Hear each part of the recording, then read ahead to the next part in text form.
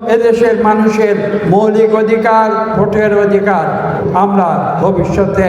জনগণের কাছ থেকে হারিয়ে যেতে দেব না। আমরা বিশ্বাস করি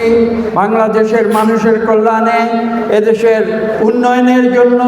এবং এদেশের মানুষের মৌলিক অধিকার তথা কথা বলার অধিকার, বাক স্বাধীনতা তথা ভোটের অধিকার, এই সমস্ত কিছু আমরা ভবিষ্যতে আর জনগণের কাছ থেকে হারিয়ে যেতে দেব না। আমরা বিশ্বাস করি গণতন্ত্র এমন একটি শক্তি, যে শক্তি মানুষের কল্যাণে কাজ করে যায় এবং এই গণতন্ত্র হচ্ছে দেশের মানুষের জন্য, যেটা নিশ্চিত করে যে এই দেশের সত্যিকার অধিকার, সত্যিকার যে নিয়ন্ত্রণ, সেটা জনগণের মাঝে থাকবে এবং জনগণ প্রতি 5 বছর একটি নির্বাচনের মাধ্যমে তাদের প্রতিনিধি নির্বাচিত করে পার্লামেন্টে পাঠাবে এবং যে পার্লামেন্টের মাধ্যমে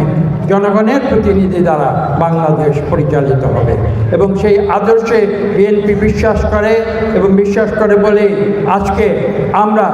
এই নির্বাচনে অংশ নিয়ে জনগণের ম্যান্ডেট নিয়ে আমরা 2/3 সিটে চেয়েও বেশি সিটে আমরা জয়লাভ করেছি।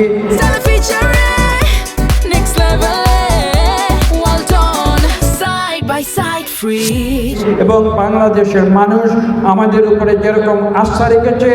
আমরা নিশ্চিতভাবে বলতে পারি আমাদের নেতা জনাব তারেক রহমান ঠিক একইভাবে সেই আস্থার পুরস্কার বাংলাদেশের মানুষের হাতে ইতিমধ্যেই তুলে দিতে শুরু করেছেন।